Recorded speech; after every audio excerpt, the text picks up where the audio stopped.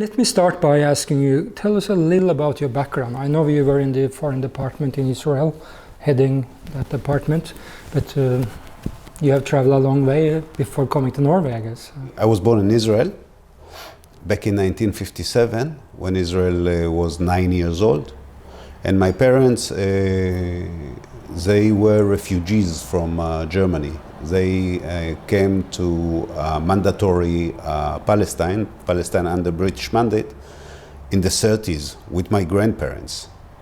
And I would say that the experience of becoming a refugees and then having to fight to establish their natural right of self-definition in a country of their own is the main issue that defines me as a person.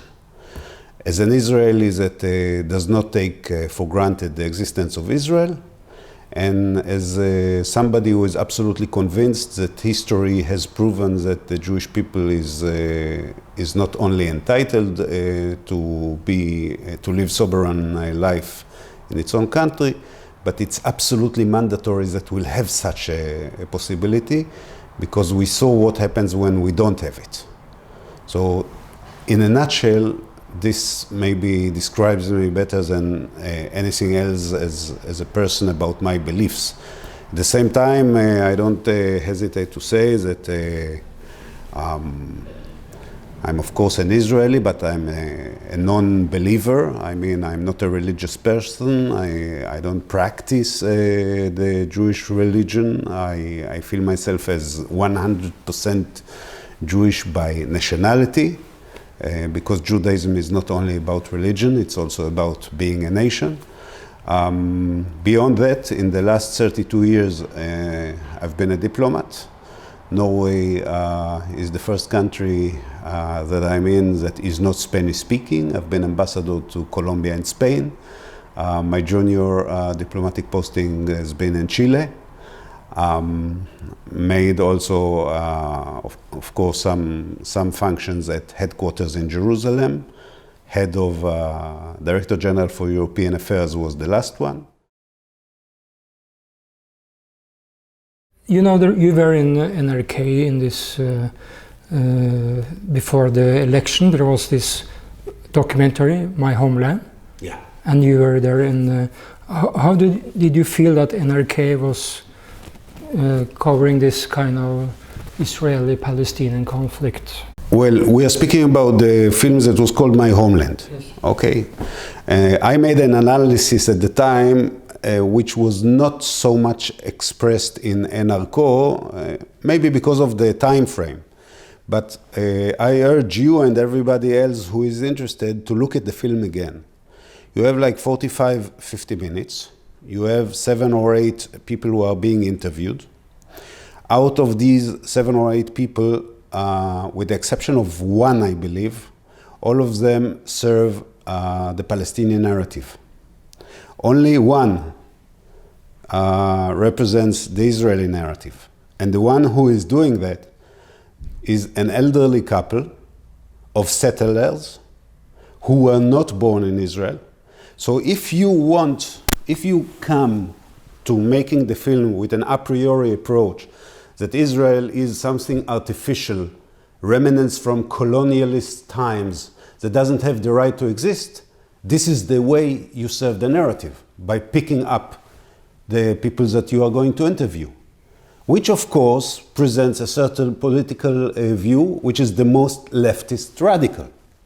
At the same time, if you would like to hear what I call a Zionist point of view, and for me Zionism is not more than the right of the Jewish people to have their own self-definition in a sovereign state, then of course you would have presented a complete different script. I mean, there was this lady of 70 or 80 years in Beirut or some refugee camp, and she said, I want to come back. But nobody asked her, why should you come back while there were millions of refugees worldwide in the 40s that never were thinking about coming back, and nobody is speaking about that. I mean, nobody is speaking about Germans coming back to Poland or to the Czech Republic, or about Indians who ran away from Pakistan to go back there, or Sikhs who went the other way to go back there.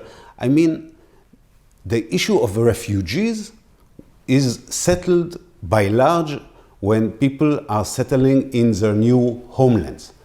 It is only the case of the Palestinians, and not only the Palestinians, I mean, Palestinians refugees became American citizens, Canadian, Chilean, Australian. The only place in the world where they were maintained as second-rate citizens, refugees with no rights, is in the Arab countries. And it is in the Arab countries because they use them as a political tool against Israel and its existence. And nobody asked these questions. So this was not a critical movie. This was a movie, a kind of propaganda movie in the service of a defined political position, which is very much according to the trend and cliche and what you hear in the media. Yeah, I'm more interested in what the Israeli is saying. There is one old woman there who was experiencing Holocaust, and she walks around in this film saying, "I hate walls." The wall, or the separation barrier between Israelis and Palestinians, it didn't always exist. I mean, I remember as a child and also as a grown-up, there was no separation barrier. Now, we didn't bring it up because we suddenly had an urge to separate ourselves from the Palestinians. What happened was that there was a wave of suicidal attacks back in 2001, 2002, that culminated in March 2002, while in 1 month only, there were almost 200 Israelis killed in suicide bombs in the streets of every major town in Israel. And this was the time when the government decided that this cannot go on like that. So what people call the wall has practically saved the lives of thousands of Israelis. Now, look around you in the world. United States has a separation wall against immigrants from the south. Spain, in its cities in northern Africa, Ceuta and Melilla, has a wall against immigrants. Nobody's speaking about these walls and others, many others that exist. While these walls are only against immigrants, while our wall is aimed for saving lives and, as a matter of fact, saved the life of thousands of Israelis. Now, I pray for the day where we could settle the conflict, have a Palestinian state, and come back and go back to an open border like we had before 2002. But again, you hear the discourse, you hear the terms, the apartheid wall, the separation wall, the ethnic cleansing wall. You hear it all the time. No fundamental in reality. No basis in reality.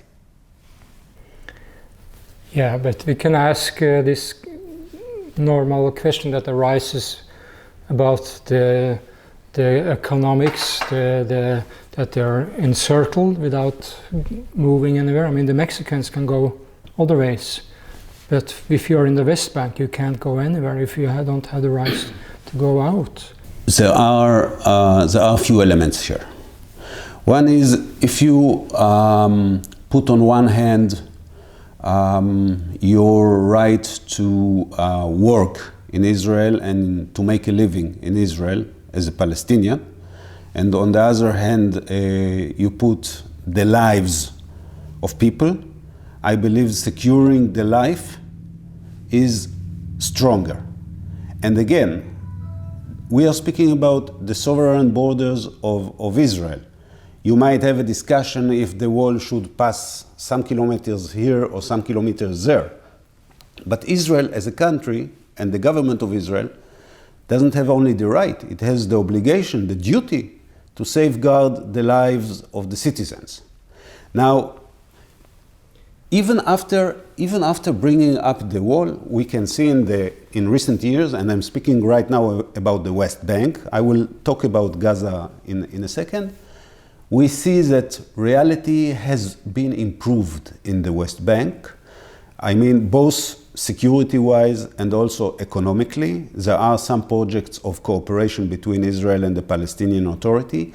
Also, the number of people who are entering Israel to work each day from the West Bank is growing steadily. As long as we have a quiet security situation, we would very much like, again, to come back to a reality where most of the workers who were not Israelis were Palestinians. Today we have a different reality. We have workers from China, from Romania, like in every Western country, who are coming to work in agriculture and construction. But we would love to help the Palestinian economy because it's in our best interest. Now, regarding Gaza, people either do not know or they have short memory, but 10 years ago, in 2005, exactly 10 years ago, we left the Gaza Strip. And this was really a golden opportunity for the Palestinians to make their lives independently. There was no blockade, everything was open. Everything. The sky was the limit. And they were talking in the sense of the idea, the vision was kind of Gaza can become some kind of Middle Eastern Hong Kong. But what did they do? Once we left, they demolished and destroyed all the greenhouses that we left them in order to make their agriculture. And secondly, Hamas came in, took over with its ideology of fighting Israel all the time. And I would argue that along the years, one of the big problems in the Palestinian camps is that in their list of priorities, damaging Israel comes before building their own society. And as long as this is the list of priority, it will be very difficult for them to build something positive and solid. Because hate and negative approach comes before something constructive. Another thing is the kind of psychological atmosphere of being or using military, making all this kind of weaponry to solve problems. For me, that's not politics. I mean, you're coming from a military state. You have women and men serving 3-4 years. Mm-hmm. You did it yourself, I guess, and yes. You were repeating your service until maybe 45. I've been doing my obligatory military service as anybody else between 1975 and 1978. Fortunately, these were quiet years.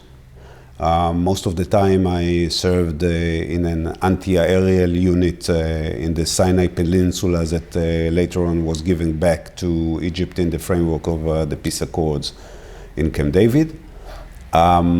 We have the reserve system in which after completing the obligatory service and more or less till the age of 40, we are doing about a month a year practice mainly in order to keep our skills in the case that there is a war. And when there is a war, we are being called because our numbers are not such that let us to maintain a big professional army. But it is very important, again, to understand that we are not Sparta. We are not militarists per se. We have to have a strong army because if we are not going to have it, we are not going to be there. Look what happens around us. I mean, we are not living in Europe. This is what people sometimes tend to forget.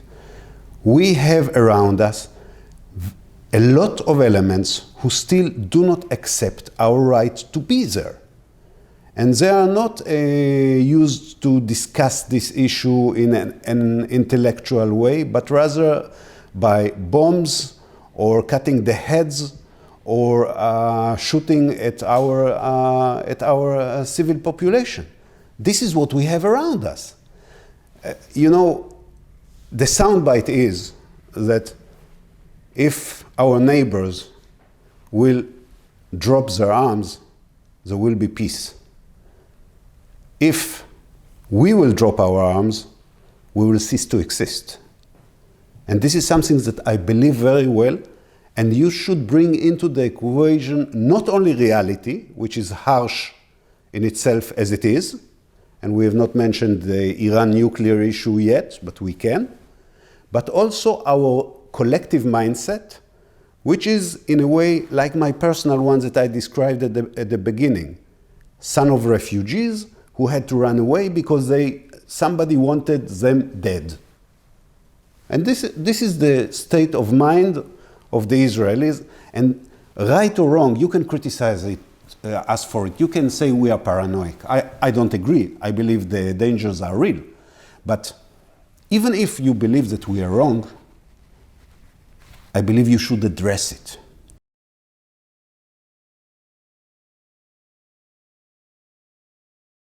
Well, regarding your first remark about dialogue, again, it depends who your neighbor is. I mean, if your neighbor is shooting at you, I guess your attitude will be changed. Let's put it that way. I mean, we are, of course, happier than anybody else if we can proceed a dialogue and not use military force. And as I said again, previously, we need to have a military capacity, because if not, we are not going to be. This is as simple as that. And this is something that I expect reasonable people in Norway and elsewhere to understand. Now, I at the time, back in '94, I was a very big supporter of the Oslo Agreements, the Oslo Accords. I still believe that the only reasonable way to find a solution is by the two states for the two people, which was, I would say, the logic that drove the Oslo Agreements. But at the same time, and this is very important to deliver, you must understand that in the Israeli collective mind, the word Oslo is relating with suicide attacks and buses that explode in the cities of Israel. This is the connotation, because this is what happened shortly after signing the agreement. So you can't say that Oslo was a pretext to expanding the settlements, because it wasn't.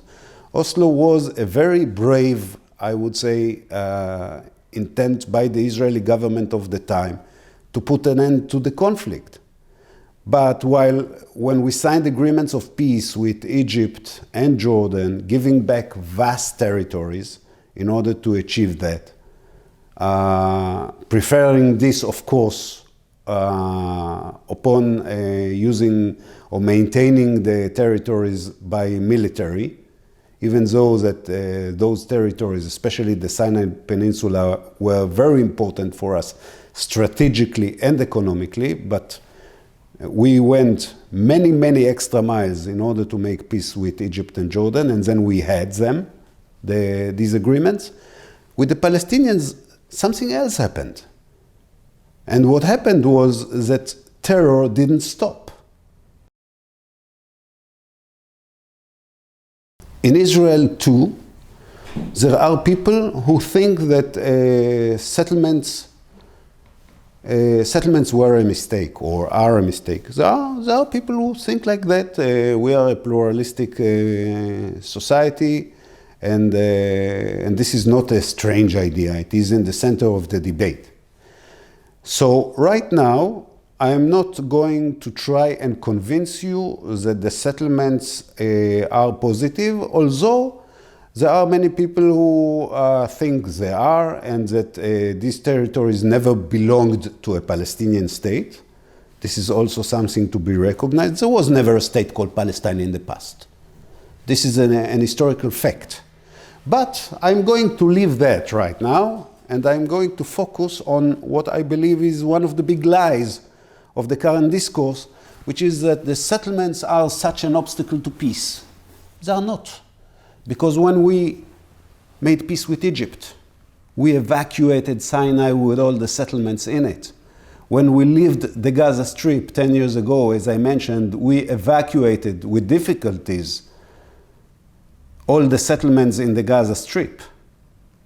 So history is on my side, on our side, when we say, when push came to shove, when there was a partner, when there was a political will on the other side, settlements were never a problem. So whoever says that settlements are the main obstacle for peace, or settlements are the grassroots cause for the conflict, is not right. There was no peace with Arab countries, even when we didn't dominate these territories before 67, and there was no one single settlement.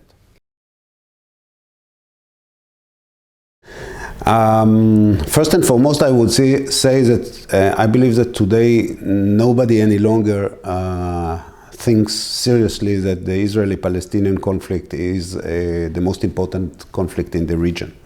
I mean, it's the most important conflict maybe for us and for the Palestinians, but I still remember that back there were politicians who said, this is the mother of all conflicts. One, this is going to be solved, all the Middle East will look differently, and everything else will be solved.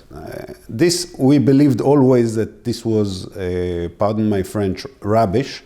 And I believe that current reality in the Middle East proves that what we thought all the time was right. I mean, the Middle East suffers from terrible endemic problems that have nothing to do with the Israeli-Palestinian conflict. As a matter of fact, with all the problems that Israel and the Palestinians experience today because of their problems, I would argue that living in the West Bank and even in Gaza today is better than living in most parts of the Arab Muslim world. I would dare and say that. Now, coming back to your discussion or your interview with ex-Prime Minister Barak, I couldn't agree more. I mean, in normal circumstance where there is confidence and there is some kind of cooperation going on, I would argue that, as I told you before, it's in the best interest of Israel to have a viable Palestinian state and a viable Palestinian economy. So if it's a bridge between Gaza and the West Bank, or if it's a tunnel, or if it's some free passage, I don't care. What I do care is about the security of Israel and who is my counterpart. This is what I care about. We are not interested in dominating the lives of the Palestinians. We believe that they should live as equal people as we do, with the same rights, but also with the same responsibility. I mean, if tomorrow, for example, we are going to decide to end unilaterally what is called the so-called occupation in the West Bank, the way we did in Gaza, we are doomed to repeat the experience that we are living in Gaza. I mean, our centers of population will be open to attacks from the West Bank. Make no mistake, this is what is going to happen. So when people say, all that Israel has to do is to end the occupation and there will be peace. No, we ended the occupation in Gaza and we got war. We ended the occupation in southern Lebanon and we got war. Because this is not the logic that is applied there. And this is something that I beg Europeans to understand. Because if we are going to do that, we are going to be attacked. And we need, it's in our lives, to get a solution that will guarantee our security. It is as simple as that. Now, in the past, there was an airport in Dahania, and there was a free movement of boats in and out the Gaza port. And it ended because they started using it to smuggle weapons. So if we can create a reality when we will know that this will no longer be the case, then I'm all for it. But again, this is a tango that needs two. And as long as the international community, and especially the international left, will not address the two sides, and especially the fears and anxieties which are justified of the Israelis, and Israel will hear only this negative discourse, as long as people here will decide that Israeli disabled children cannot have their human rights in a film festival, it will make a solution more difficult, not more easy.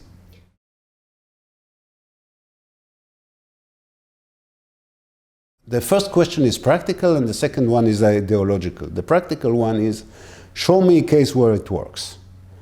It hardly works now. In South Africa, you have South Africans. In Belgium, you have Flanders and Wallons. It hardly works in Belgium. In former Yugoslavia, once Tito passed away, they were at each at other's one's throat until they managed to separate forces and create nation states. In Cyprus, it was the same till there was a de facto division between Turks and Greeks, which even the peace plan by Boutros, was it? No, it wasn't Boutros Ghali. What was the name of the previous Secretary General before Ban Ki-moon, the one from Ghana? Oh yeah, I know. But the one that is married to a Swede, Kofi Annan. Even in his peace plan, he doesn't suggest reunification of populations because he understands that this is a recipe for bloodshed. The same case in Israel. This is first Israel-Palestine. It doesn't work. That's the practical answer. But there is more to it. There is an ideological answer to that. Again, we are 70 years after what happened in Europe. And when the world at last came to understand that the Jews deserve to be majority, sovereignty in one state of their own. And now you want us to take it away from us? Because if you suggest one state, what you mean is today roughly 50-50%, with the demography slowly going against us. I want to have a country with 80% majority of Jews like it is today, and all the citizens have equal civil rights. This is the Israel that I see. When a non-Jew can be prime minister or president or anything, maybe with the exception of the chief rabbi. But this is the vision of, and this is what, when I say a democratic country and a Jewish country, which should not be contradicting each other, and which the left-wing propaganda usually says it does.